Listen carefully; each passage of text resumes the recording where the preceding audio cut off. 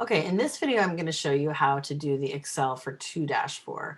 So I'm going to click on the template for 2-4, and it's in here, and there should be directions loading. But remember that it's still view only. So the very first thing you want to do is go File, make a copy, and then we're going to save that copy in as your last name. So over the top of template, you can put your last name, and you don't need to have this word copy on here.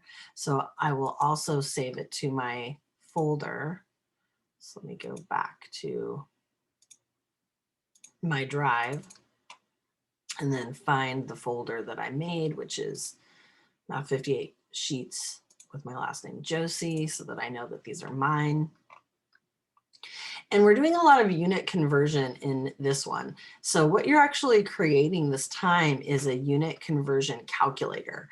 You will want to look up those unit conversions online. So for step one, I'm just reading through the instructions. You're going to type a calculation in B2. Remember that B, column B, row 2. That converts feet to meters using A2 as a reference.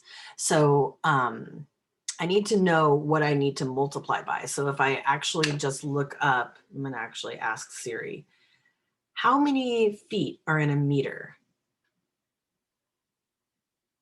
Okay, so it's 2 point, well, that would mean there, okay, so there are, sorry, 3.28 feet equals 1 meter. So there's a lot of different ways you can do this. You can either find what you're going to multiply by or what you're going to divide by. Since I know a meter is longer than a foot, it's almost, a meter is almost the same as a yard. You notice that there's a little over 3 feet in a meter.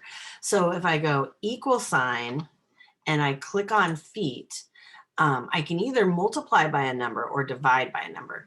Because I have how many meters are in a feet, I'm going to be dividing by 3.28. And so what that does then is it takes the 500 feet and it converts it to meters. Now, what's cool about that is I can actually change, because I used a cell reference. I referenced A2. If we change that to something like, actually, it's even telling us in the instructions later, if we change that calculation to 80 feet, it will automatically update that to meters. Okay, same thing with pounds and kilograms. So how many, let me ask Siri, or you can just look it up. How many pounds in a kilogram? Okay, so a kilogram is worth 2.2 pounds. So I'm going to take, for every kilogram, I'm going to, a kilogram weighs more than a pound. So I can go equal sign, where's my equal sign? Okay, cell reference. So I click on the cell A6. I'm going to divide that by 2.2. Oops. And that changes the pounds to kilograms. And again, like if I change that to 80, you can see that it will automatically update that, that amount there. And then same thing with gallons. We want gallons and liters. So how many liters are in a gallon? And I actually did that backwards. So you can hear that I was like asking how many liters are in a gallon or how many gallons are in a liter. That kind of, you kind of have to know like which one is bigger. So in this sense, you have, you can think about like a gallon of milk versus like a 2-liter bottle of soda, or even if you bought a liter of soda. That's kind of could give you a good frame of reference. But here it's saying 1 gallon is equal to 3.79 liters. So a liter is around a quart, because there are 4 quarts in a gallon. So if I say, I should have more liters than gallons. A gallon is a bigger measurement. So here I'm going to go equal sign, grab my cell reference, that's A10, and this time I'm going to multiply. Oops, that was wrong. Somehow I messed that up. Okay, let me try again. Equal sign, grab the cell, and then I'm going to do asterisk because I'm timesing by 3.79. Okay, I have more liters. Liters are smaller than gallons. So now again, if I update that to 80, you'll see that it kind of it will automatically update. Whenever you put in cell A10 is going to automatically update into liters. So you've actually created a conversion calculator.